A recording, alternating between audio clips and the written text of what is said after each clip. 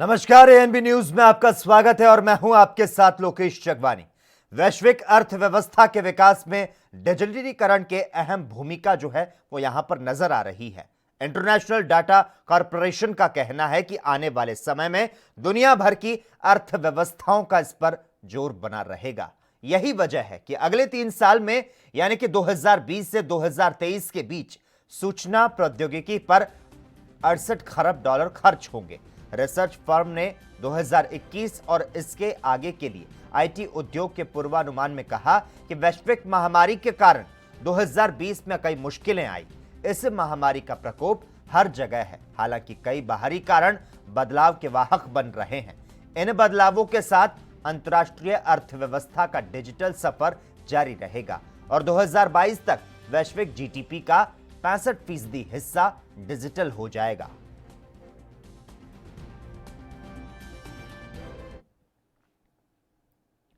Islamabad high court ने सजा पूरी कर चुके भारतीयों को कैद में रखने पर पाकिस्तान सरकार को बुधवार को फटकार लगाई। मीडिया में आई रिपोर्ट के मुताबिक हाईकोर्ट ने इन भारतीयों को वापस स्वदेश भेजने का आदेश दिया। कोर्ट 8 भारतीय नागरिकों की उस याचिका पर सुनवाई कर रहा था जिसमें रिहाई की मांग की गई। चीफ जस्टिस अतर मिनल्लाह की अदालत के समक्ष आंतरिक मामलों के मंत्रालय ने इस संबंध में अपनी रिपोर्ट पेश की।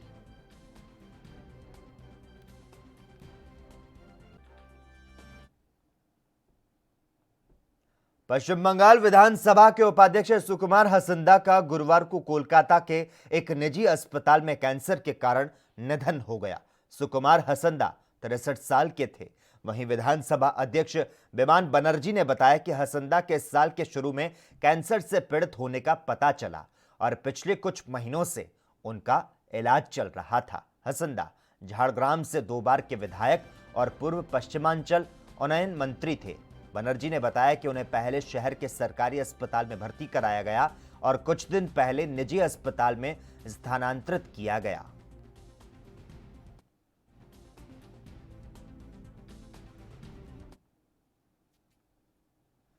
यूपी का गाजियाबाद नगर निगम हमेशा अनेकों विवादों में घिरा रहा, लेकिन बीते 2 महीने पहले नगर आयुक्त बनकर आए आईएएस महेंद्र सिंह तंवर ने जनता की शिकायतों के आधार पर लगातार काम किया, जिसमें जनसंवाद और स्वच्छता को लेकर मुहिम शुरू की गई। तो वहीं नगर आयुक्त महेंद्र सिंह तंवर लगातार गाजियाबाद में पार्क को लेकर अपनी चिंता जाहिर कर चुके हैं, जिस संबंध में हमारे एएनबी न्यूज गाजियाबाद के संवाददाता हैदर अली से नगर आयुक्त महेंद्र सिंह तंवर से विकास को लेकर खास बातचीत की गई।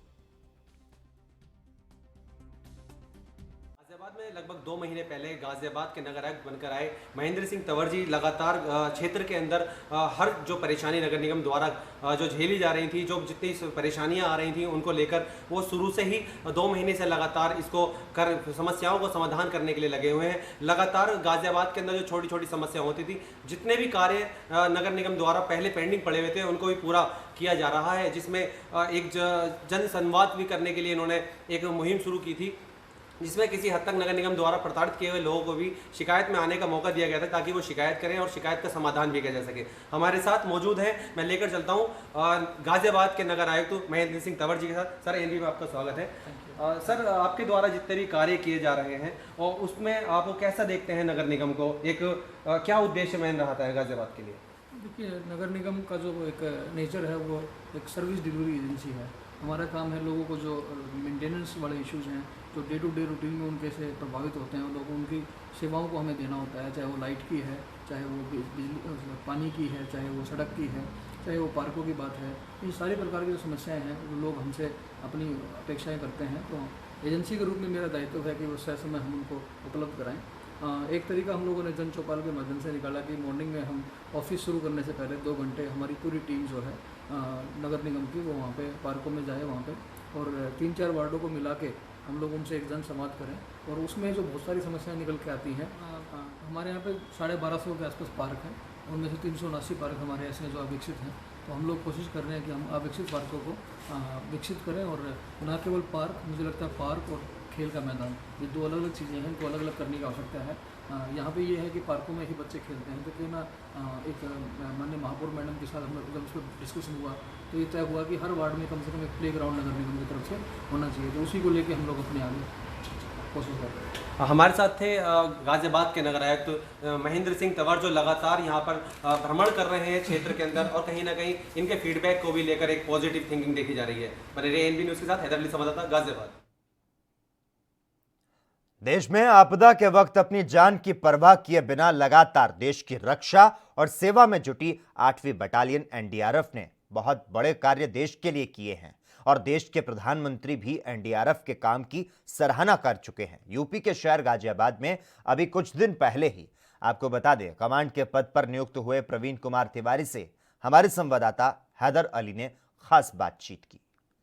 इमरजेंसी ने, कोविड ने हमें ये सिखलाया कि हम आने वाले टाइम में अपने आप को पहले से तैयार करके रखें, अपने इम्यून सिस्टम को बेहतर करके रखें, अपनी स्वच्छता वाली जो प्रवृत्ति है उसको अपनाएं ताकि हम बीमारियों को दूर कर सकें। तो आप लोगों की मदद से हम ज़्यादा से ज़्यादा लोगों तक पहुंचने की कोशिश करेंगे ताकि इन चीज़ों पे काम कर सर, आज सकें। गाजियाबाद के अंदर जो आपने प्रोग्राम रखा है, इस प्रोग्राम में लोकल जो डॉग हैं उनको भी लिया गया है इसे अपनी इसमें शामिल करने के लिए, जबकि विदेशी डॉग भी आपके पास हैं, तो उसके लिए क्या कहना चाहेंगे? उसके लिए यही है कि हमारे साथ 8वीं बटालियन के प्रवीण कुमार तिवारी जी कमांडेंट थे। ये लगातार यहाँ पर ये ट्रेनिंग चल रही है। यहाँ पर महिलाओं का रुख एक नया आ रहा है, जो बैच बनकर आ रहा है, वो आने वाले टाइम में आपदा के अंदर देखने को मिलेगा, जो सहायता करने के लिए चलेंगे। और कहीं ना कहीं महिलाओं का इस तरीके से एनडीआरएफ का रुख करना कहीं ना कहीं एक सेवा भाव के लिए बहुत ज़रूरी भी साबित होता है, क्योंकि महिलाएं कहीं भी जहाँ भी जाते हैं सबसे आगे महिलाएं मिलती हैं। और प्रधानमंत्री जी का भी नारा ये है कि महिलाओं का सम्मान सबसे पहले है और महिलाएं आगे। हरियाणा के मुख्यमंत्री मनोहर लाल रोहतक से सीधा चुनाव प्रचार के लिए बड़ौदा हलके में पहुंचे। मुख्यमंत्री ने कांग्रेस को आड़े हाथों लेते हुए कहा कि कांग्रेस ने हलके में अब तक विकास नहीं किया, बल्कि लोगों को भूत प्रेत की कहानियां सुनाकर गुमराह करते रहे। उन्होंने कहा, कांग्रेस का झूठ अब चलने वाला नहीं है।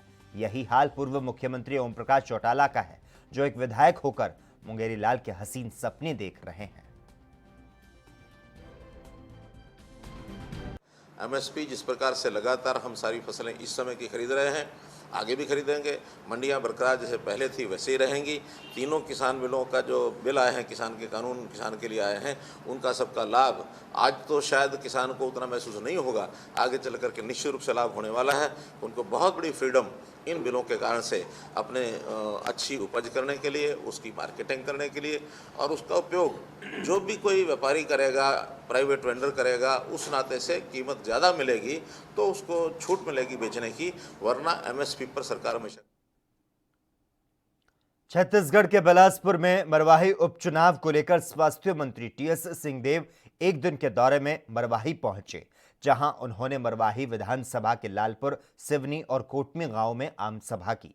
वहीं जनसभा को संबोधित करते हुए कांग्रेस प्रत्याशी डॉक्टर के ध्रुव को वोट देने की अपील करते हुए कहा कि विकास को गति देने के लिए कांग्रेस के समर्थन में अपना वोट दें, जिससे आपका स्थानीय जनप्रतिनिधि आपके क्षेत्र में और विकास कर सके। समय निकलने की बात थी, सब आ रहे थे, पारी पारी आ रहे थे, और साथी हैं उनसे हम लोग लगातार संपर्क में रहते हैं। और मेरा ये मानना है कि मुख्य रूप से काम किसको करना है, जो स्थानीय है, जो यहाँ का संगठन है, जो यहाँ की जनप्रतिनिधि हैं, और उनसे संपर्क में रह के जवाबदारियाँ उनको बहुत पहले से दी जा चुकी थी। और भीड़ के रूप में आना ठीक है, एक स्टार प्रचारक में हम लोग का नाम जुड़ जाता है, या हम लोग की भी इच्छा होती है कि हम लोग आएँ और लोगों के बीच में उपस्थिति दर्ज करें, लेकिन चुनाव के परिणाम हार और जीत के। तो छत्तीसगढ़ के बिलासपुर में आपको बता दें, मरवाही उपचुनाव को लेकर स्वास्थ्य मंत्री टीएस सिंहदेव एक दिन के दौरे में मरवाही पहुंचे, जहां उन्होंने मरवाही विधानसभा के लालपुर, सिवनी और कोटमी गांव में आम सभा की। वहीं जनसभा को संबोधित करते हुए कांग्रेस प्रत्याशी डॉक्टर के ध्रुव को वोट देने की अपील करते हुए कहा कि विकास को गति देने के लिए कांग्रेस के समर्थन में वोट दें।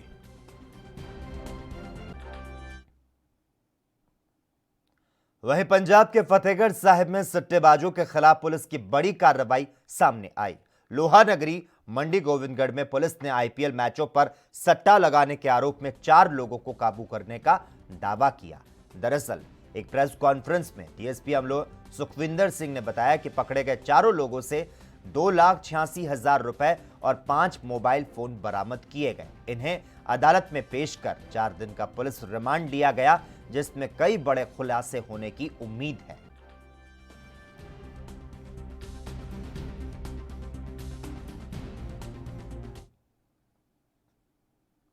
धर्मांतरण को लेकर छत्तीसगढ़ कोंडागांव जिले के सिंघनपुर, काकड़ा, तिलिया बेड़ा के 16 आदिवासी परिवारों के मकानों में 22 और 23 सितंबर को तोड़फोड़ हुई थी। इन गांवों में शांति स्थापित करने प्रशासन की पहल जारी है। वहीं पीड़ित परिवारों से मिलने नर्मदा बचाओ आंदोलन की संयोजिका एवं मानवाधिकार कार्यकर्ता मेधा पाटकर और बेला भाटिया पहुंची। इस दौरान मेधा पाटकर ने कहा कि अभी भी उन्हें धमकियां दी जा रही है। कलेक्टर और एसपी से बातचीत की गई, लेकिन उनका पक्ष थोड़ा अलग है।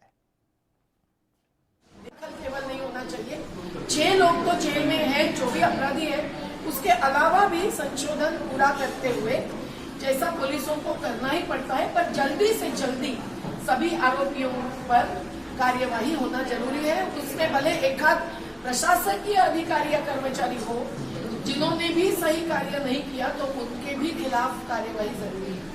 और हमारा मानना ये है कि जो आज देश की परिस्थिति है, उसमें अर्थात सर्वधर्म समभाव का महत्व। बिहार के भागलपुर के इंदिरा आईवीएफ सेंटर में मानव अंडा दान की कालाबाजारी का मामला सामने आ रहा है। दरअसल महिला ने संस्था पर अंडे की कालाबाजारी का आरोप लगाया। आईवीएफ सेंटर के डॉक्टर की मिलीभगत से मानव अंडा दान के नाम पर भारी कालाबाजारी हो रही है। वहीं प्रशासन की आंखों में धूल झोंककर इस कालाबाजारी से करोड़ों की काली कमाई की जा रही है।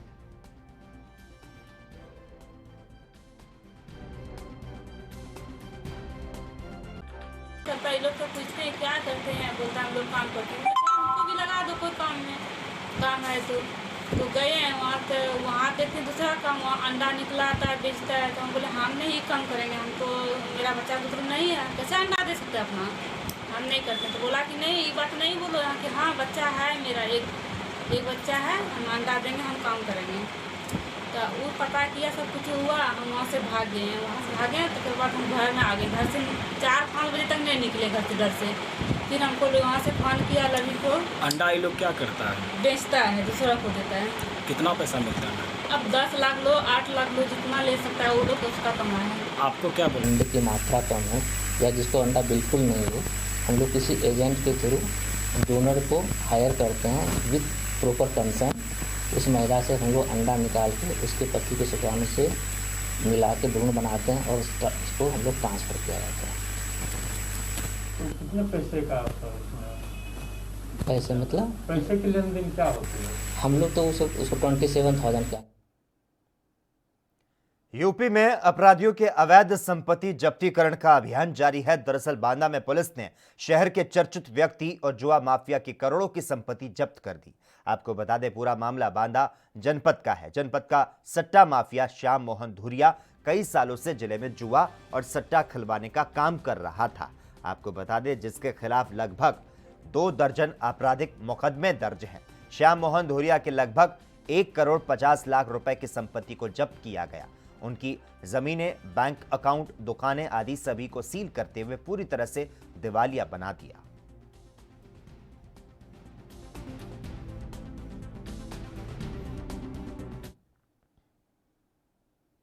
पंजाब के भटिंडा में नगर निगम के कमिश्नर ने प्रेस वार्ता की, जिसमें उन्होंने बताया कि खराब राशन आटे मामले में डिप्टी कमिश्नर ने जांच को लेकर कमेटी बनाई। इस टीम में ADC general, district food supply controller officer शामिल हैं। तो साथ में नगर निगम एक मुहिम चला रही है। भटिंडा शहर में प्लास्टिक को खत्म करने के लिए जो प्लास्टिक के लिफाफे हमें देंगे, हम उन्हें फ्री में राशन किट मुहैया कराएंगे, ताकि भटिंडा प्लास्टिक फ्री शहर बन सके। ਜਿਹੜੀ ਕਿ ਸਾਂਝੀ ਰਸੋਈ ਦੇ ਵਿੱਚ ਅਸੀਂ 10 ਰੁਪਏ ਰੋਟੀ ਦੇ ਹਿਸਾਬ ਨਾਲ ਅਸੀਂ ਮੁਹੱਈਆ ਕਰਾਵਾਂਗੇ। ਇਸ ਦਾ ਕੰਮ ਅਸੀਂ ਅਗਲੇ ਕੁਝ ਦਿਨਾਂ ਦੇ ਅੰਦਰ ਹੀ ਸ਼ੁਰੂ ਕਰਨ ਲੱਗੇ ਹਾਂ, ਉਸ ਦੀ ਕੰਸਟਰਕਸ਼ਨ ਦਾ। ਤੇ ਸਾਡਾ ਪਲਾਨ ਇਸ ਨੂੰ ਉੱਥੇ ਯੂਜ਼ ਕਰਨ ਦਾ, not for any different. Sir ਹੁਣ ਸਹੀ ਹੈ, ਸਮ ਰਾਸ਼ਨ ਤੇ ਹੁਣ ਖਰਾਬ ਦੇਖੋ, ਮੋਸਟ ਆਫ ਇਟ ਕਿਉਂਕਿ ਸਾਰੇ ਦਾ ਸਾਰਾ ਲਿਫਾਫਿਆਂ 'ਚ ਬੰਦ ਹੈ ਜੀ, ਪੈਕੇਟਸ 'ਚ ਬੰਦ ਹੈ। ਅਸੀਂ ਜਿਹੜੇ ਬੰਦ ਪੈਕੇਟਸ ਨੇ ਉਹ ਮੈਂ ਖੋਲੇ ਨਹੀਂ ਹੈ, ਬਟ ਕੋਈ ਬਹੁਤ ਜ਼ਿਆਦਾ ਅਸੀਂ ਕੱਲ੍ਹ ਖੋਲ੍ਹਿਆ ਸੀ ਜਦੋਂ ਇੱਥੇ when the police came here, ਤੇ पंजाब में विजिलेंस विभाग भ्रष्टाचार के खिलाफ जागरूक करने के लिए 27 अक्टूबर से 2 नवंबर तक सतर्कता जागरूकता सप्ताह मना रहा है, जिसके तहत मानसा में सेमिनार का आयोजन किया गया, जिसमें विभिन्न विभागों के अधिकारियों ने भाग लिया। उन्होंने सभी को अपील करते हुए कहा कि सभी जिम्मेदार अधिकारी हैं। उन्होंने कहा कि सरकारी दफ्तरों में आने वाले लोगों का काम तुरंत प्रभाव से किया जाए ताकि लोगों को कोई दिक्कत ना आए।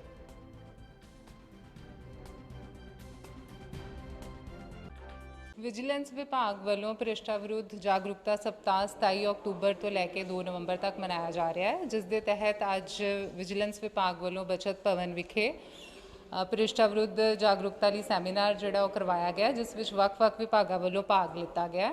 ਸੋ ਸਾਰੇ ਅਧਿਕਾਰੀਆਂ ਨੂੰ ਇਹੀ ਅਪੀਲ ਕੀਤੀ ਗਈ ਹੈ ਕਿ ਸਾਰੇ ਰਿਸਪੌਂਸਿਬਲ ਐਂਡ ਸੂਝਵਾਨ ਅਧਿਕਾਰੀ ਹਨ ਜੋ ਸਰਕਾਰ ਵੱਲੋਂ ਭ੍ਰਿਸ਼ਟਾਚਾਰ ਨੂੰ ਰੋਕਣ ਲਈ ਨਿਯਮ ਬਣਾਏ ਗਏ ਹਨ, ਉਹਨਾਂ ਨੂੰ ਅਸੀਂ ਚੰਗੀ ਤਰ੍ਹਾਂ ਜਿਹੜਾ ਇੰਪਲੀਮੈਂਟ ਕਰੀਏ ਤਾਂ ਕਿ ਅਸੀਂ ਆਪਣੇ ਸਿਸਟਮ ਨੂੰ ਕਲੀਨ ਐਂਡ ਕਲੀਅਰ ਬਣਾ ਸਕੀਏ। ਜਿਹੜੀ ਵੀ ਦਫ਼ਤਰ ਦੇ ਵਿੱਚ ਪਬਲਿਕ ਆਂਦੀ ਹੈ ਉਹਦਾ ਕੰਮ ਜਿਹੜਾ ਹੈ ਤੁਰੰਤ ਅਸੀਂ ਕਰੀਏ ਤਾਂ ਕਿ ਕੋਈ ਵੀ ਕਿਸੇ ਨੂੰ ਕੋਈ ਪਰੇਸ਼ਾਨੀ ਜਿਹੜੀ ਆ।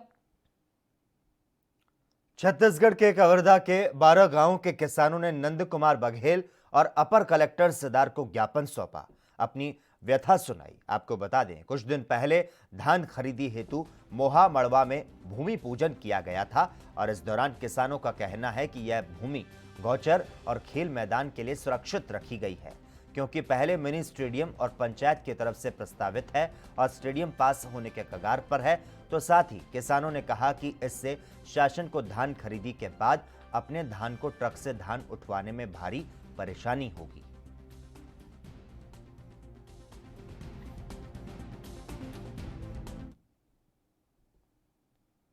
छत्तीसगढ़ के बिलासपुर में कोरोना वायरस वैश्विक महामारी की वजह से सभी लोगों को परेशानियों का सामना करना पड़ा है। वहीं पढ़ाई के लिए किताब तो बिक रही है, लेकिन स्कूल में लैब का इस्तेमाल न होने से लैब के सामान खरीदे नहीं जा रहे, क्योंकि बच्चे घर पर हैं और घर पर प्रैक्टिकल करना मुश्किल है। और इसी को जानने के लिए हमारी संवाददाता आरजू गुप्ता ने कुछ प्रयोगशाला सामग्री विक्रेताओं से चर्चा की। आज मैं आई हूँ ईशान इंटरप्राइजेज में। यहाँ पे साइंस लैबोरेटरी से रिलेटेड आइटम्स बेचे जाते हैं। जिस तरह से आप जानते हैं कोरोना काल में ऑनलाइन क्लासेस तो चल ही रही हैं, जिसमें से सभी प्रकार की ऑनलाइन क्लासेस जूम के थ्रू टीचर्स पढ़ा रहे हैं। सभी टीचर्स ऑलमोस्ट कंफर्टेबल हैं ऑनलाइन पढ़ाने में। पर ऑनलाइन पढ़ाई तो की जा रही है, पर प्रैक्टिकल्स, जो कि प्रैक्टिकल्स हमारी लाइफ में बहुत इंपॉर्टेंट होते हैं। सभी बोलते हैं कि अगर प्रैक्टिकल नॉलेज है हमको तो हम कहीं ना कहीं थ्योरेटिकल नॉलेज से ज़्यादा बेटर स्टैंड करते हैं। तो अभी लॉकडाउन के कारण, जो कोरोना काल है, इसके कारण प्रैक्टिकल्स पे बहुत ज़्यादा असर पड़ा है, जिसके कारण लैब्स के सामान बहुत ही गंदे तरीके से लैब्स के सामान को बिल्कुल ही नहीं खरीदा जा रहा है और बहुत ज़्यादा इम्पैक्ट पड़ा है। तो मैं यहाँ पे एक डीलर के पास हूँ, उनसे मैं बात करना चाहती हूँ। सर, क्या असर पड़ा ये कोरोना काल में आपके बिजनेस पर? बहुत ज़्यादा असर पड़ा है। कोरोना काल के कारण स्कूल कॉलेज तो बंद है, आपको भी जानकारी है, ऑनलाइन पढ़ाइयाँ चल रही हैं। लेकिन जब तक प्रैक्टिकल स्टार्ट नहीं होंगे तो हमारे बिजनेस की शुरुआत हो ही नहीं सकती। तो समझ जाइए अभी पिछले विगत 6 महीने से किसी भी एक भी स्कूल या कॉलेज कहीं पे भी हमको 1 रुपए का भी कोई काम नहीं मिला है। 6 महीने से हम लोग सिर्फ अपना स्टॉक को देख रहे हैं। हमारा स्टॉक पिछले वर्ष का जैसा है वैसी का वैसी रखा है। अब समझ में नहीं आ रहा है इसके क्या वो किया जाए। उम्मीद है कि दीपावली के बाद अगर स्कूल कॉलेज खुलेंगे तो आगामी 3-4 महीनों में अगर प्रैक्टिकल स्टार्ट करे होंगे तो फिर हमारी कुछ उसमें से वो हो सकती है। प्लस सरकारी गवर्नमेंट डिपार्टमेंट में 30% बजट कम कर दिया है। तो कॉलेज वगैरह में तो जैसे अगर हम संपर्क भी करते हैं तो प्राचार्यों को कहना है यार बजट ही नहीं है, तो कहाँ से खरीदी कर पाएंगे। इस वजह से हमारे बिजनेस में सबसे ज़्यादा असर हम लोगों को ही पड़ा है। जैसा कि आप सभी जानते हैं कि पुस्तकालय, वहाँ पर भी किताबें जैसे बच्चों को पढ़ाई करनी है तो वो किताबें खरीद के आए हैं, पर बच्चे घर पे तो सारा प्रैक्टिकल्स का सामान ला के और घर पे तो प्रैक्टिकल्स नहीं अटेम्प्ट कर सकते। तो मुझे लगता है कोरोना काल में जैसा कि मैंने सर से भी जाना और एज एन इम्पैक्ट ऑल्सो हम अगर देखें तो जो साइंस लैबोरेटरीज जो सामान रखते हैं उनको बहुत ज़्यादा इम्पैक्ट पड़ा है इस कोरोना काल में। ANB न्यूज़ के लिए बिलासपुर छत्तीसगढ़ से आरजू। हिमाचल के सिरमौर में दलित शोषण मुक्ति मंच ने जिला मुख्यालय नाहन में दलित लड़कियों के बढ़ रहे शोषण के मामले में धरना प्रदर्शन किया और इस दौरान मंच के पदाधिकारियों ने उपायुक्त के माध्यम से एक ज्ञापन देश के राष्ट्रपति को भेजा। मंच के महासचिव आशीष कुमार ने कहा कि राष्ट्रीय मंच के आह्वान पर जिला दलित शोषण मुक्ति मंच ने नाहन में धरना प्रदर्शन किया। उन्होंने कहा कि बीजेपी शासित प्रदेशों में दलित बेटियों और महिलाओं के साथ बलात्कार और छेड़छाड़ की जा रही है। प्रदेश सरकार के मुख्यमंत्री योगी आदित्यनाथ जी की बर्खास्तगी की मांग करते हैं, क्योंकि उनके उस कुर्सी पर रहते उस पीड़ित परिवार के लिए या दलितों के ऊपर जो अत्याचार हो रहे हैं उन पीड़ित परिवार के लिए न्याय की उम्मीद नहीं की जा सकती। हमारा पूरे प्रदेश के अंदर आज ये प्रदर्शन हो रहा है और हिमाचल प्रदेश के अंदर भी ये प्रदर्शन हो रहा है और जिला सिरमौर भी इस कड़ी में हम विरोध प्रदर्शन और ज्ञापन राष्ट्रपति को दे रहे हैं ताकि पीड़ित परिवार को न्याय मिल सके और साथ साथ वहाँ का जो SP है, DM है, वहाँ का जो पुलिस प्रशासन है, उनकी भी हम बर्खास्तगी की मांग करते हैं। छत्तीसगढ़ के जांजगीर चांपा में किसानों ने धरना प्रदर्शन किया। दरअसल मामला बाराद्वार हसौद मार्ग का है, जहां पर चक्का जाम किया गया। ग्राम कोटराबोर के पटवारी की मनमानी से ग्रामीण परेशान हैं। आरोप है कि पटवारी धान का पंजीयन करने और पावती काटने के नाम पर किसानों से पैसे मांगता है। पटवारी के खिलाफ कई बार शिकायत के बावजूद कार्रवाई नहीं होने से किसान परेशान हैं। पटवारी के खिलाफ कड़ी कार्रवाई की मांग को लेकर चक्का जाम किया गया। मौके पर भारी संख्या में पुलिस बल और हसौद तहसीलदार की टीम मौजूद रही।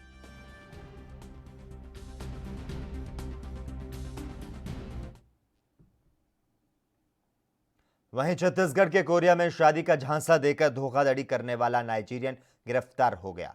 मैट्रिमोनियल साइट का उपयोग कर भारत के कई राज्यों में ठगी कर चुका है। दरअसल मामले का खुलासा करते हुए कोरिया पुलिस अधीक्षक चंद्रमोहन सिंह ने बताया कि आरोपी के खिलाफ युवक के साथ 24 लाख की ठगी की शिकायत का मुकदमा दर्ज किया था, जिसके बाद से पुलिस आरोपी की तफ्तीश में जुट चुकी थी। वहीं पुलिस ने अब आरोपी को पकड़ने में सफलता हासिल कर ली है। फिलहाल पुलिस ने आरोपी को गिरफ्तार कर लिया है और आगे की कार्रवाई में जुट चुकी है। जानकारी मिली थी, उसी दिन से एडिशनल SP साहब और पूरी टीम लग गई थी जांच में।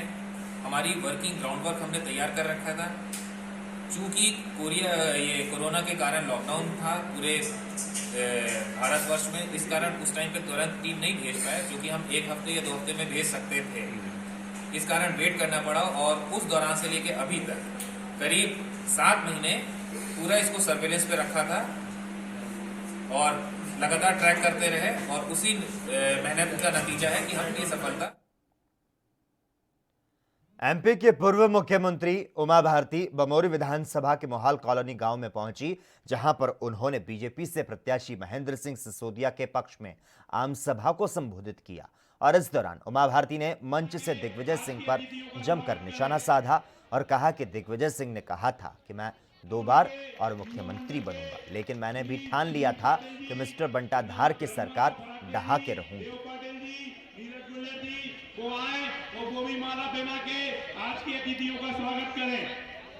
इसलिए मैं आप लोगों को आग्रह कर रही हूँ कि आप सभी लोगों को डट करके अभी भारतीय जनता पार्टी का साथ देना है, क्योंकि पहले थोड़ी सी हमसे नाराजगी हल्की फुल्की हो भी गई होगी तो वो खत्म हो गई और अब स्थिति बन गई है कि शिवराज जी फिर से मुख्यमंत्री हो गए हैं और उन्होंने उनकी आदत ही बहुत मेहनत करने की है। जब हमने सरकार बनाई थी तो उस समय तो कुछ था ही नहीं। जब मेरे को यहाँ नेता बना के भेजा गया तो 2 टुट्टी गाड़ियाँ थी पार्टी कार्यालय में और पेट्रोल और डीजल भरवाने के लिए पैसे भी नहीं थे। बिस्लरी की बोतलें छोड़ तो नल का पानी पीते थे सब। कार्यकर्ताओं के घर में ही सोते थे और कार्यकर्ताओं के घर से ही भोजन आता था। बड़ी तपस्या से सरकार बनी थी और अंत में तो स्टेरॉइड्स खाने लगी थी मैं। इतना कठिन हो गया था अंत में, आखिरी जो 6-7 दिन रह गए थे, क्योंकि मिस्टर बंटाधार सिंह पूरे समय एक ही बात, बंटाधार सिंह का मतलब समझते हो ना? हाँ, तो पूरे समय कह रहे थे कि मैं तो अभी 5 बार 2 बार और मैं अभी मुख्यमंत्री बनूंगा और उन्होंने घोषणा भी कर दी कि मैं संन्यास ले लूंगा अगर मैं हार गया तो। अब मेरे को पत्रकारों ने पूछा दीदी आप भी कुछ घोषणा कर दो। अब मैं क्या करती, मेरे मूछें तो थी नहीं कि मैं कहूँ मैं मूछें उड़वा लूंगी, मैं किस बात की घोषणा करती। तो मैंने उम्मीद तय किया कि अच्छा बाल उड़वा लूंगी। तो इसलिए जैसे ही मैं मुख्यमंत्री बनी मैं तिरुपति बालाजी को जा करके अपने बाल दे आई, और मैं तिरुपति बालाजी को ये भी बोल आई कि जरूरत पड़ेगी तो सिर भी दे दूंगी इस देश के लिए, अभी प्रतीकात्मक तौर पर। वहीं एमपी के उज्जैन में आईजी और एसपी ने पांड्या खेड़ी चौराहे का निरीक्षण किया और इस दौरान आईजी ने चौराहे पर जल्द से जल्द ट्रैफिक सिग्नल लगाए जाने की बात कही। पांड्या खेड़ी चौराहे पर हुए दर्दनाक हादसे के बाद आईजी राकेश गुप्ता और एसपी सत्येंद्र कुमार शुक्ला ने दुर्घटना स्थल का निरीक्षण किया और इस दौरान पांड्या खेड़ी चौराहे पर वाहन चालकों का विजन बढ़ाने के लिए किए जाने वाले उपायों के बारे में चर्चा की और इसके साथ ही चौराहे पर जल्द से जल्द ट्रैफिक सिग्नल शुरू किए जाने का निर्णय लिया गया। ट्रैफिक सिग्नल लगाए जाने तक चौराहे पर यातायात को नियंत्रित करने के लिए पुलिस जवान की ड्यूटी लगाई जाएगी।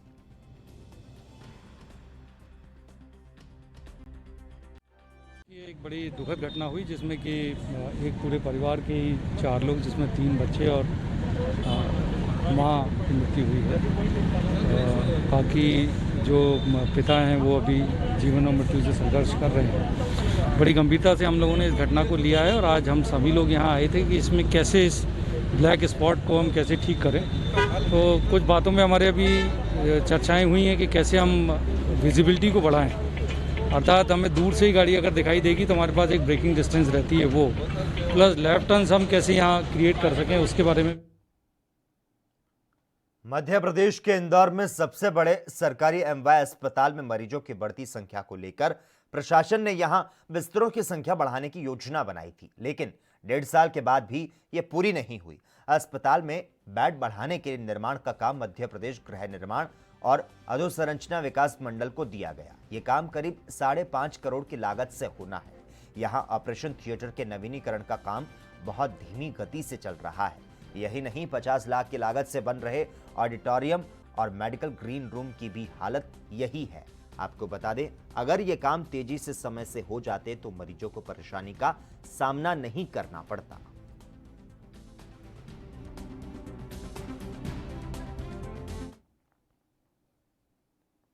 एमपी के इंदौर में आईआईटी इंदौर प्रधानमंत्री जन औषधि केंद्र शुरू करने जा रहा है। आईआईटी में खुलने वाला जन औषधि केंद्र की सस्ती दवाओं का लाभ सिमरोल और आसपास के गांवों को मिल सकेगा।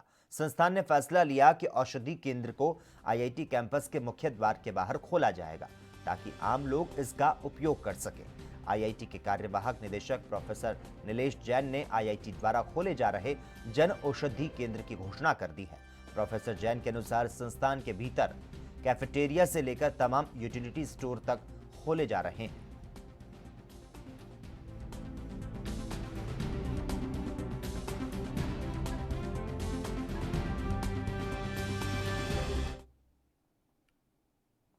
छत्तीसगढ़ के गोणा गांव में नर्मदा बचाओ आंदोलन के प्रमुख मेघा पाटकर सहित मानवाधिकार कार्यकर्ताओं की टीम पीड़ित परिवारों से मिलने कोड़ा गांव पहुंची। दरअसल यह मामला ग्राम पंचायत चिमफंड और सगनपुर में धर्म परिवर्तन हुए लोगों के घर तोड़फोड़ किया गया।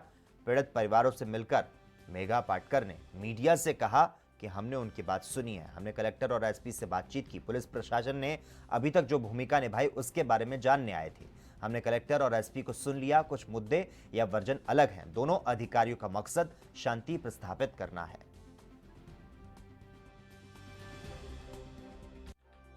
निष्कर्ष पे नहीं आए हैं। हमने उनकी बात सुनी है जिनके घर तोड़े गए हैं और जिनको अभी भी थ्रेट्स और धमकियां उनके अनुसार जारी है। कलेक्टर और एसपी से हमारी बात हुई है, उनका वर्जन थोड़ा सा अलग है तो हम लोग वो भी पहले से चेक करना चाहते हैं। हमारे सवाल है कि क्या उनके पंचनामे हुए हैं, क्या उनकी दखल ली गई है, क्या शांति प्रस्थापित हुई है और क्या ये जो आदिवासी धर्म एक्सेप्ट कर रहे हैं उसमें कोई गड़बड़ है, कोई गलती है, उस प्रक्रिया में कोई शंक है, क्या भूमिका है। एएनबी न्यूज में खबरों का सिलसिला लगातार जारी रहेगा। यहां पर रुकते हैं एक छोटे से ब्रेक के लिए।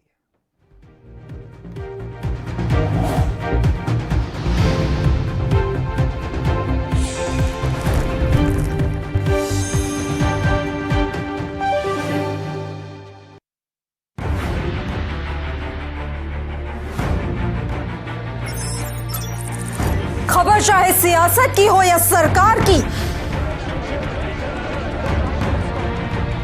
खबर चाहे भ्रष्टाचार की हो या गुनहगार की,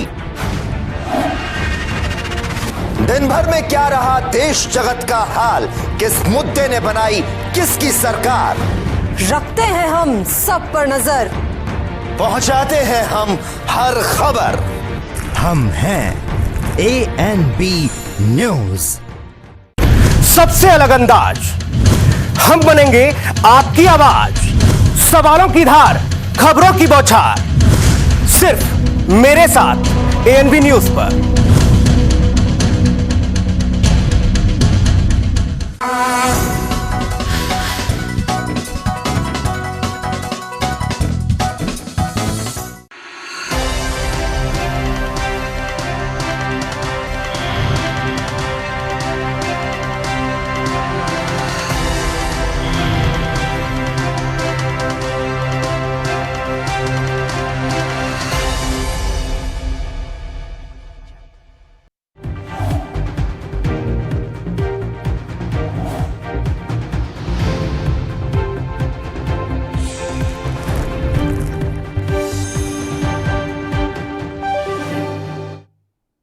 ब्रेक के बाद ANB न्यूज में एक बार फिर से आपका स्वागत है। उत्तराखंड के रुड़की के लंढोरा में ईंट भट्टों पर राजस्व और श्रम विभाग के अधिकारी मौके पर पहुंचे।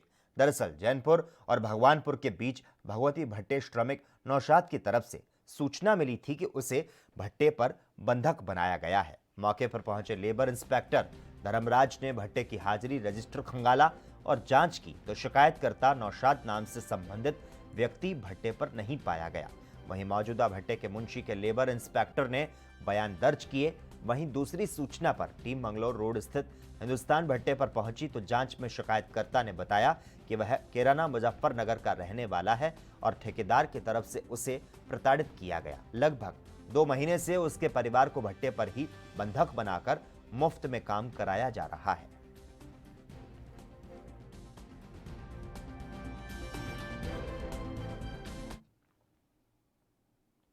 उत्तराखंड के गढ़वाल में 2 नवंबर से 10वीं 12वीं कक्षा के स्कूल खुलने जा रहे हैं, लेकिन इसके पहले अपनी सूझबूझ दिखाकर पौड़ी में कई सरकारी और गैर सरकारी शिक्षक खुद का कोरोना टेस्ट करवाने लगे, जिससे छात्र छात्राओं में कोरोना का साया ना पड़ सके।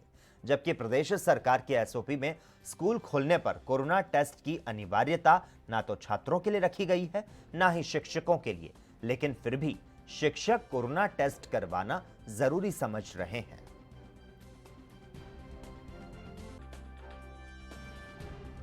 देखिए, कोरोना को देखते हुए अब विद्यालय हमारे 2 नवंबर से खुल रहे हैं। तो माननीय मंत्री जी की एक वर्चुअल मीटिंग थी जिसमें अभिभावकों की क्या राय है, शिक्षकों की क्या राय है, इस संबंध में एक बैठक थी। कैबिनेट के बैठक से पहले माननीय मंत्री जी ने लिया था। तो उसमें मैंने एक सुझाव दिया था कि विद्यालय खुलने से पहले शिक्षकों का कोरोना टेस्ट भी होना चाहिए, क्योंकि कई शिक्षक वो अपने विद्यालय में नहीं हैं, बल्कि वो देहरादून में हैं या कहीं शहरी क्षेत्रों में और ऐसे क्षेत्रों में हैं जहां पर कोरोना। उत्तराखंड के विकास नगर में आयोजित कार्यक्रम बाल विकास परियोजना बेटी बचाओ बेटी पढ़ाओ के तहत हाई स्कूल और इंटरमीडिएट के टॉपर को जिला पंचायत अध्यक्ष मधु चौहान और ब्लॉक प्रमुख जसविंदर सिंह बिट्टू द्वारा सम्मानित किया गया। वहीं जिला पंचायत अध्यक्ष मधु चौहान ने सभी बच्चों को संबोधित करते हुए कहा कि आप देश का भविष्य हैं, ऐसे ही अपने क्षेत्र और माता पिता का नाम रोशन करते रहें। वहीं क्षेत्र के आंगनबाड़ी कार्यकर्ताओं ने सरकारी स्कूलों में 514 आउट किशोरियों के एडमिशन कराने को लेकर सम्मानित किया और बेटी बचाओ बेटी पढ़ाओ कार्यक्रम में लगातार प्रचार प्रसार में विशेष योगदान देने के लिए पत्रकार ज्ञान सिंह का भी सम्मान किया।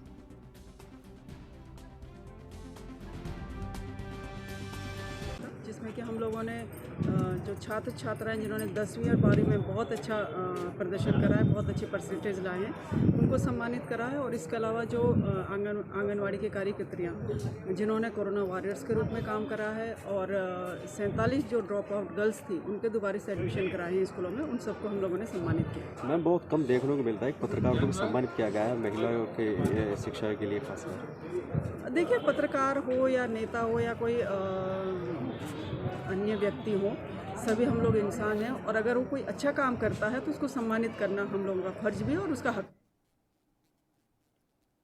काशीपुर पुलिस द्वारा आईपीएल मैच में ऑनलाइन सट्टा लगवाते 4 आरोपियों को गिरफ्तार कर एक बड़े गिरोह का खुलासा किया गया।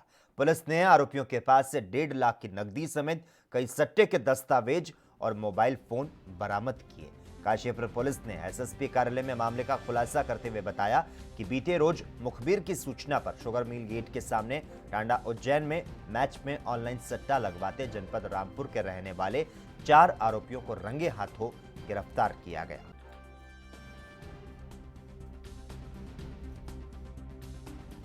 आईपीएल सट्टे की शिकायत पुलिस को काफ़ी दिनों से आ रही थी काशीपुर शहर में।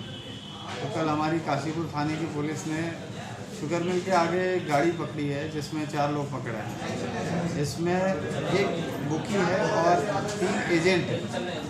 बेसिकली इस बुकी से जब बात की है, इनके मोबाइल वगैरह को पूरा तस्दीक किया है, तो इसमें ये सामने आया है कि गूगल क्रोम में डायमंड एक्सचेंज करके साइट है, उसमें ये लोग लॉगिन आईडी पासवर्ड वगैरह अपना डाल करके उसमें जो करंट मैच चल रहा था उसमें फिर ये जुआ लगवा थे। ये जो तीनों एजेंट हैं इनके संपर्क में यहाँ अलग अलग लोग थे जिनसे बात करके ये लोग उस पर पैसा लगा।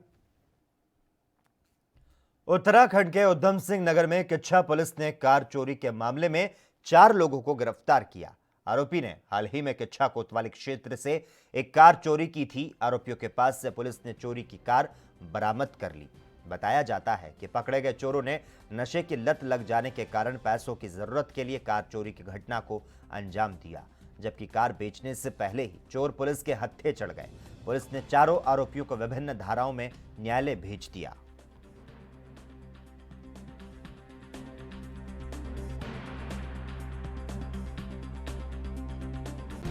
ये 20 तारीख की सुबह 5 बजे की घटना है। ये बलवंत कॉलोनी की घटना है। वहाँ एक डॉक्टर सुनीता हांग रहती है, उनकी मारुति 800 बाहर खड़ी हुई थी। तो ये 4 लड़के आए और उसको पहले कुछ देर धक्का मार के लेके गए, फिर उन्होंने कोई चाबी लगाई, वो लग गई और उसको लेके चले गए थे। तो हमारी टीम लगातार इसमें लगी हुई थी, सीसीटीवी कैमरों का अध्ययन किया और मैनुअली भी। तो उसमें से एक का नाम प्रकाश में आया, तो वही लीड मिली, उस लीड के आधार पे काम किया। तो आज गाड़ी भी बरामद।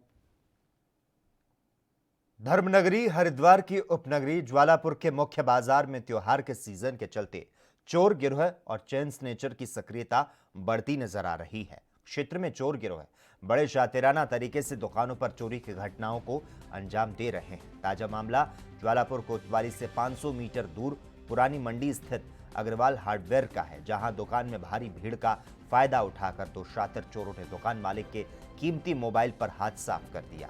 चोरी की यह पूरी घटना दुकान में लगे सीसीटीवी में कैद हो गई। वहीं आर्यनगर में एक महिला की सोने की चेन लूट ली गई।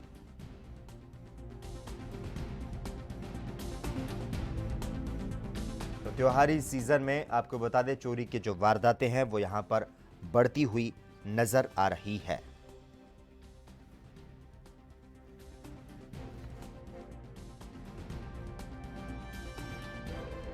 तो ये इस समय त्योहारी सीजन जब शुरू होते हैं, इस तरह के जो नशेड़ी जो लोग होते हैं ये इस तरह की घटनाएं करते हैं। बैग काट दिए जाते हैं, बैग के अंदर से पर्स गायब हो जाते हैं, मोबाइल गायब हो जाते हैं।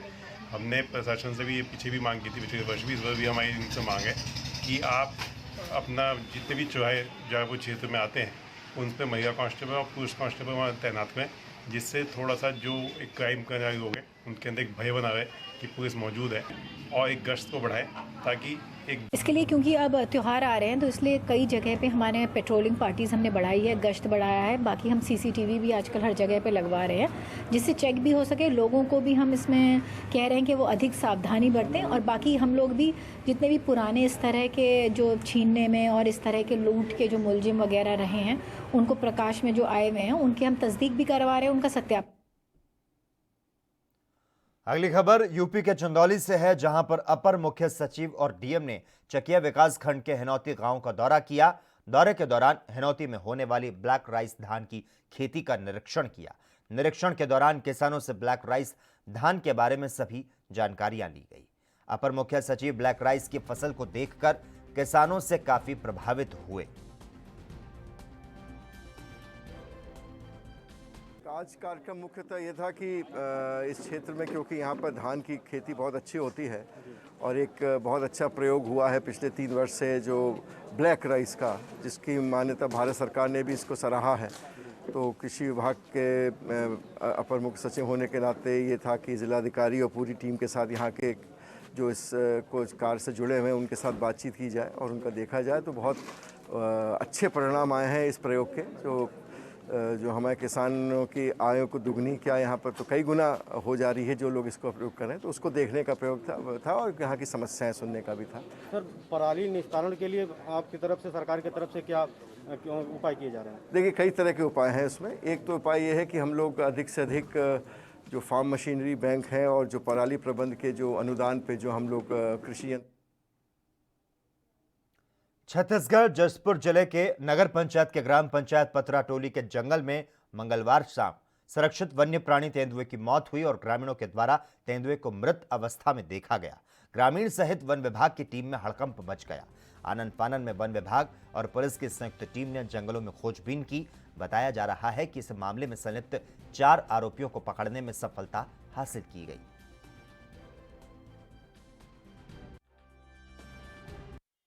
जसपुर जिले के पत्थलगांव वन परिक्षेत्र के ग्राम पंचायत पतरा टोली में कल शाम 5 बजे एक तेंदुए का शव देखा गया।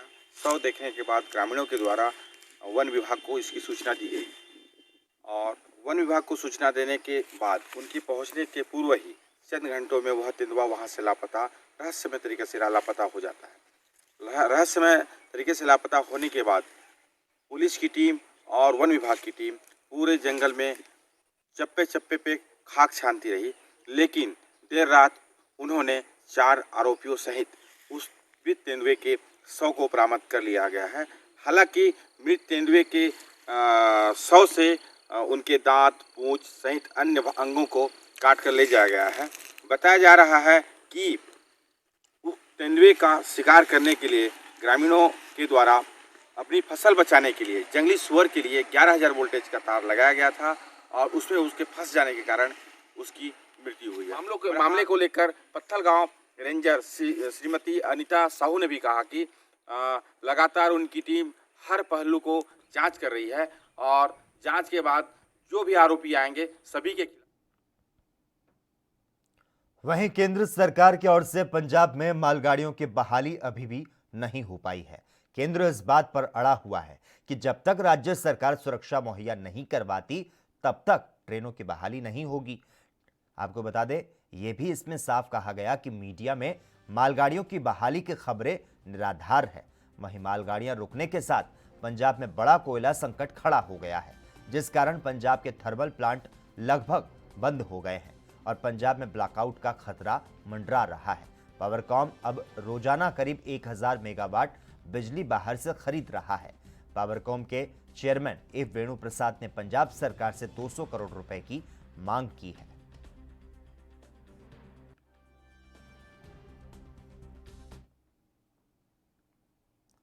उत्तर प्रदेश में होने वाले उपचुनाव अपने पूरे शबाब पर हैं, लेकिन इन सब के बीच कांग्रेस को एक बड़ा झटका लगा। उन्नाव से 2009 में सांसद का चुनाव जीतने वाले कद्दावर नेता अनु टंडन और उनके करीबी अंकित परिहार ने कांग्रेस से इस्तीफा दे दिया।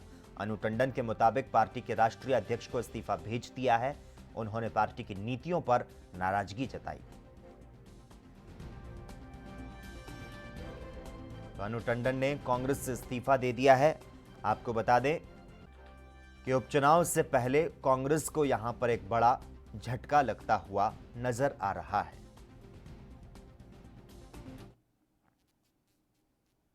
वहीं हिमाचल के शिमला में ट्रक और कार की टक्कर का मामला सामने आया। भिड़ंत होने से कार सवार एक व्यक्ति की मौके पर मौत हो गई, वहीं 3 अन्य घायल हो गए। मामले की सूचना मिलने पर पुलिस मौके पर पहुंची और मौका मुआयना किया।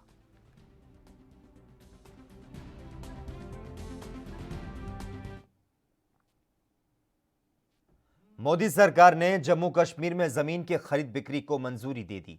केंद्र सरकार के नए नियम के मुताबिक अब कोई भी भारतीय नागरिक जम्मू कश्मीर और लद्दाख में जमीन खरीद सकता है। मोदी सरकार के इस फैसले के बाद से महबूबा मुफ्ती की पार्टी पीडीपी विरोध कर रही है। नए कानून के खिलाफ पीपल्स डेमोक्रेटिक पार्टी के कार्यकर्ताओं ने आज यानी गुरुवार को विरोध प्रदर्शन किया। जिसके बाद पुलिस ने कई कार्यकर्ताओं को हिरासत में ले लिया। पीडीपी कार्यकर्ताओं के हिरासत में लिए जाने को लेकर महबूबा मुफ्ती का गुस्सा फूटा। उन्होंने सरकार पर निशाना साधा और कहा कि अगर इतनी ही ताकत है तो चीन को निकालो, जिसने लद्दाख की जमीन खाई। उन्होंने कहा कि ये लोग जम्मू और कश्मीर के संसाधन लूट कर ले जाना चाहते हैं। बीजेपी ने गरीब को 2 वक्त की रोटी नहीं दी, वो जम्मू और कश्मीर में जमीन क्या खरीदेगा। दिल्ली से रोज एक फरमान जारी होता है, अगर आपके पास इतनी ताकत है तो चीन को निकालो, जिसने लद्दाख की जमीन खाई। चीन का नाम लेने से थरथराते हैं। ये नहीं चलेगा। अगर आपके पास इतनी ताकत है तो जाके चाइना को निकालो ना, जो लद्दाख की जमीन उन्होंने खाई।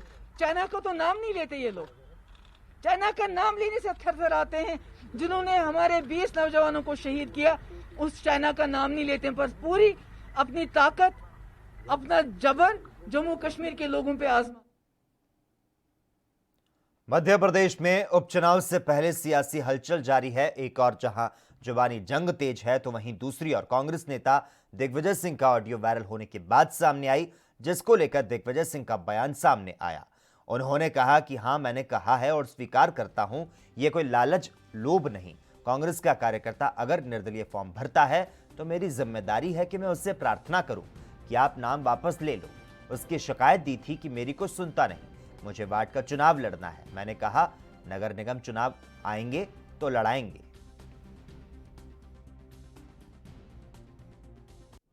मुझे दया आती है शिवराज उर्फ मामा उर्फ मामू पर, जो पूरे दुनिया को मामू बनाए हुए है, मुझे उस पर दया आती है।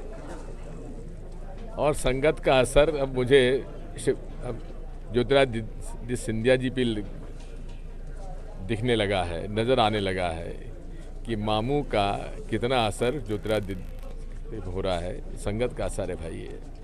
आज हम कबीर जी के, हाँ मैंने कहा है और स्वीकार करता हूँ, मैंने कहा है, ये कोई लालच लोभ नहीं है। ये कांग्रेस का कार्यकर्ता यदि निर्दलीय फॉर्म भरता है तो मेरी जवाबदारी जिम्मेदारी कि उससे मैं प्रार्थना करूं कि आप विड्रॉ कर लीजिए। उसकी शिकायत थी, मेरी कोई सुनता नहीं है, मुझे चुनाव लड़ना है वार्ड का, तो मैंने कहा नगर निगम चुनाव आएंगे तो लड़ाएंगे तेरे को। तो इसमें क्या हो गया? सत्य है, सही है। और आज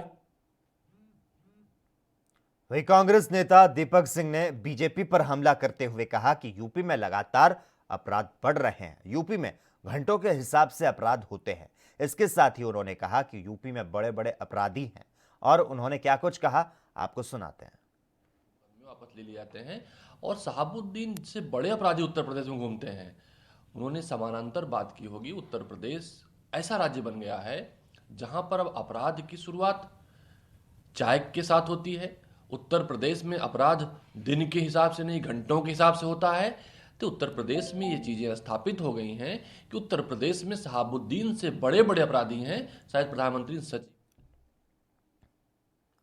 पंजाब सरकार की तरफ से कृषि कानूनों को लेकर शुरू की गई रैलियों के तहत पंजाब के गुरदासपुर में कई रैली में कांग्रेस नेता पहुंचे, जिनमें प्रदेश कांग्रेस अध्यक्ष सुनील जाखड़, कैबिनेट मंत्री गुरदासपुर से विधायक श्री हरगोबिंदपुर से विधायक बलविंदर सिंह लाडी पहुंचे। और इस दौरान सभी नेताओं ने केंद्र के खिलाफ किसान कानून को लेकर जमकर विरोध प्रदर्शन किया।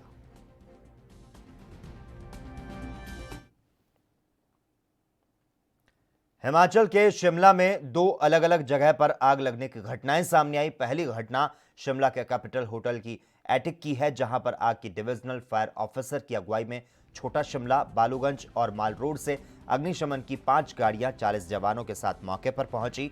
अग्निशमन विभाग की सूझबूझ से आग पर काबू पाया गया।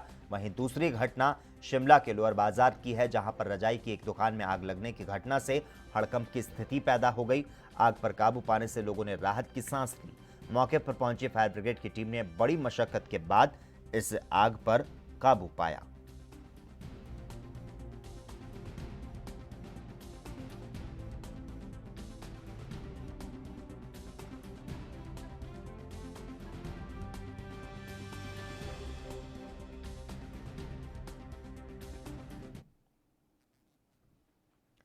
हिमाचल के शिमला में आईजीएमसी हॉस्पिटल में प्रदेश कांग्रेस कमेटी कोरोना संक्रमण से बचाव और लोगों को जागरूक करने का काम कर रही है और इसी चरण में प्रदेश कांग्रेस कमेटी ने प्रदेश के सबसे बड़े अस्पताल आईजीएमसी में स्वास्थ्य उपकरण डोनेट कर स्वास्थ्य विभाग की मदद की। कांग्रेस प्रदेश अध्यक्ष कुलदीप सिंह राठौड़ और विधायक धनीराम शांडिल ने स्वास्थ्य उपकरणों को आईजीएमसी प्रशासन के सुपुर्द करवाया। महामारी के इस दौर में कांग्रेस पार्टी ने एक आपदा सेल का गठन किया था, जिसमें कार्यकर्ताओं और पदाधिकारियों ने राशि डोनेट की है।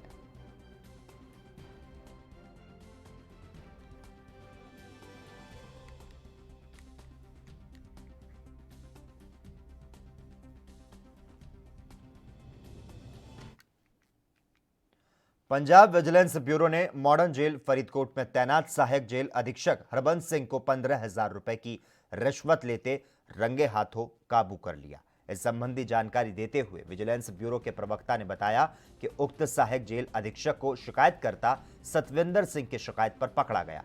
शिकायतकर्ता ने विजिलेंस ब्यूरो को अपनी शिकायत में बताया कि उसका भतीजा जेल में बंद है और उसकी बैरक में से मोबाइल फोन बरामद होने पर उसके भतीजे के खिलाफ पुलिस केस दर्ज न करने के बदले उक्त सहायक जेल अधीक्षक की तरफ से 15,000 रुपए की मांग की गई। विजिलेंस की तरफ से शिकायत की पड़ताल के उपरांत दोषी सहायक जेल अधीक्षक को 2 सरकारी गवाहों की हाजिरी में 15,000 रुपए की रिश्वत लेते हुए मौके पर पकड़ लिया गया।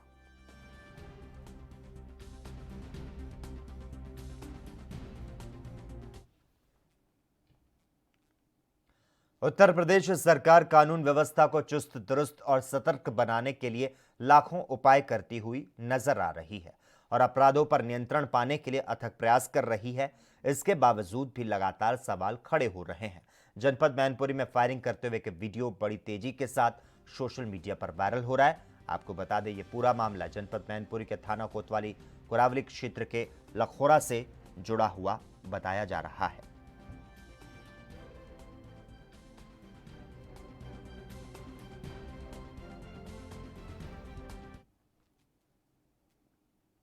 यूपी के मैनपुरी में संविधान रचयिता डॉक्टर भीमराव अंबेडकर की मूर्ति तोड़ने का प्रयास किया। पुलिस के रोकने पर अराजक तत्वों ने पुलिस पर फायरिंग की। हालांकि सूचना मिलने पर जिले के आला अधिकारी मौके पर पहुंचे, जिन्होंने मूर्ति को आनन फानन में ठीक कराया। हालांकि इस संबंध में पुलिस ने अज्ञात अराजक तत्वों के खिलाफ रिपोर्ट दर्ज कर उनकी तलाश शुरू कर ली है। तो आपको बता दें, अराजक तत्वों ने आतंक मचाया है।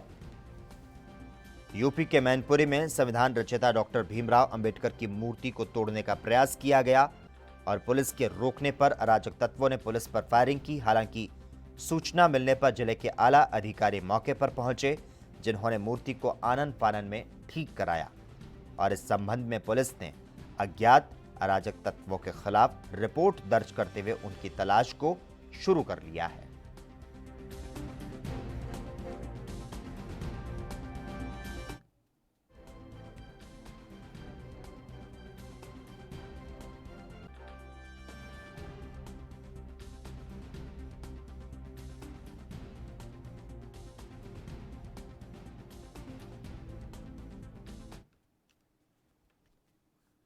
अगली खबर मध्य प्रदेश से है, जहां पर आपको बता दें, पुलिस और प्रशासन द्वारा फेसबुक छाप गुंडों के खिलाफ सरप्राइज कॉम्बिंग ऑपरेशन चलाया गया।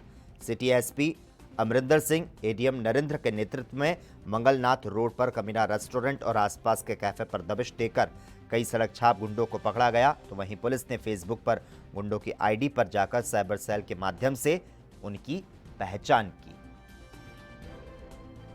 तो मध्य प्रदेश प्रशासन और पुलिस विभाग ने फेसबुक छाप गुंडों के खिलाफ सरप्राइज कॉम्बिंग ऑपरेशन चलाया।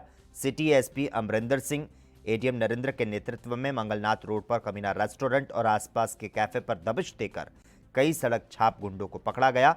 तो वहीं पुलिस ने फेसबुक पर गुंडों की आईडी पर जाकर साइबर सेल के माध्यम से उनकी पहचान की।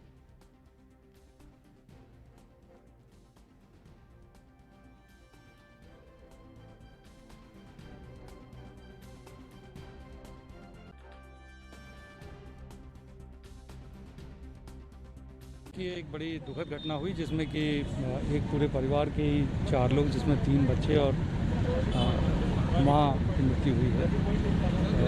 बाकी जो पिता हैं वो अभी जीवन और मृत्यु से संघर्ष कर रहे हैं। बड़ी गंभीरता से हम लोगों ने इस घटना को लिया है और आज हम सभी लोग यहाँ आए थे कि इसमें कैसे इस ब्लैक स्पॉट को हम कैसे ठीक करें। तो कुछ बातों में हमारे अभी चर्चाएं हुई हैं कि कैसे हम विजिबिलिटी को बढ़ाएं, अर्थात हमें दूर से ही गाड़ी अगर दिखाई देगी तो हमारे पास एक ब्रेकिंग डिस्टेंस रहती है वो, प्लस लेफ्ट टर्न्स हम कैसे यहाँ क्रिएट कर सकें उसके बारे में भी बात हुई है। साथ ही यहाँ सिग्नल भी हम जल्दी शुरू कराने की कोशिश करेंगे, क्योंकि जो आगर रोड की टाइप से जो गाड़ियाँ आ रही हैं वो ब्रिज से आती हैं, इसलिए थोड़ी तेज़ होती है। इधर मक्सी रोड से आने वाले। और इसी बीच तमाम दर्शकों को बता दें, जम्मू कश्मीर से इस वक्त की बड़ी खबर मिल पा रही है। कुलगाम जिले में आतंकी हमले की जानकारी मिल पाई है। तमाम दर्शकों को बता दें, हमले में बीजेपी के 3 कार्यकर्ताओं की मौत हुई है। आतंकियों ने कार्यकर्ताओं पर गोलीबारी की। जम्मू और कश्मीर के कुलगाम के गांव में आतंकियों द्वारा 3 भाजपा कार्यकर्ताओं की हत्या कर दी गई। ये जानकारी स्थानीय पुलिस ने दी है। तो जम्मू और कश्मीर के कुलगाम के गांव में आतंकियों द्वारा 3 बीजेपी के कार्यकर्ताओं की हत्या कर दी गई। ये जानकारी पुलिस ने दी। पुलिस ने बयान में कहा कि आज लगभग 8:20 पर कुलगाम पुलिस को वाईकेपुरा गांव में एक आतंकवादी घटना के बारे में सूचना मिली, जहां आतंकवादियों ने 3 बीजेपी के कार्यकर्ताओं पर गोलीबारी की। इस हमले के बाद वरिष्ठ पुलिस अधिकारी घटनास्थल पर पहुंचे और उन्हें इलाज के लिए नजदीकी अस्पताल ले जाया गया, जहां पर उन्हें मृत घोषित कर दिया गया। और इस खबर पर तमाम जानकारी देने के लिए इस वक्त हमारे साथ हमारे संवाददाता रविंद्र श्रीवास्तव फोन लाइन पर जुड़ चुके हैं। रविंद्र, जम्मू और कश्मीर के कुलगाम के गांव में आतंकियों द्वारा 3 बीजेपी कार्यकर्ताओं की हत्या कर दी गई है। तमाम अपडेट चाहेंगे आपसे। जी बिल्कुल, देखिए ये घटना कुलगाम के काजीकोट इलाके की है, जहां पर जो आतंकी ग्रुप है TRF, उसने बीजेपी के कार्यकर्ताओं पर हमला किया है, जिसमें 3 बीजेपी के कार्यकर्ता जो हैं, जिसमें एक युवा नेता है और महासचिव है वहां पर, और वाईकेपुरा जो इलाका पड़ता है वहां पर उन पर गोलियां बरसाई गई हैं, जिसमें तीनों की मौत हो चुकी है।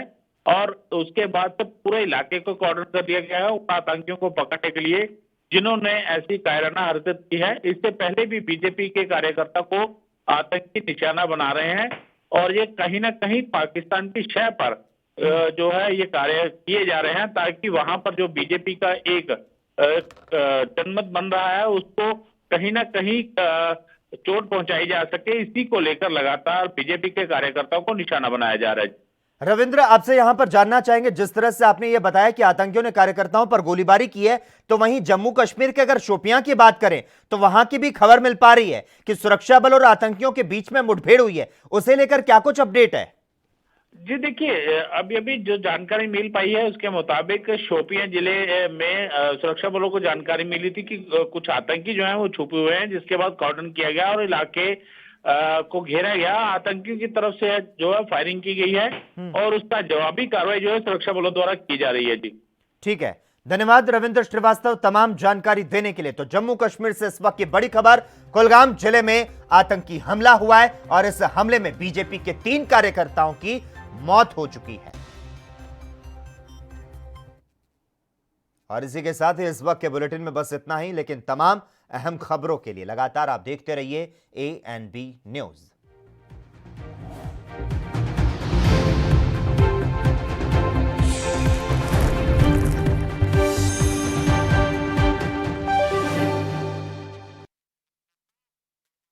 सबसे अलग अंदाज, हम बनेंगे आपकी आवाज, सवालों की धार, खबरों की बौछार, सिर्फ मेरे साथ ANB न्यूज पर।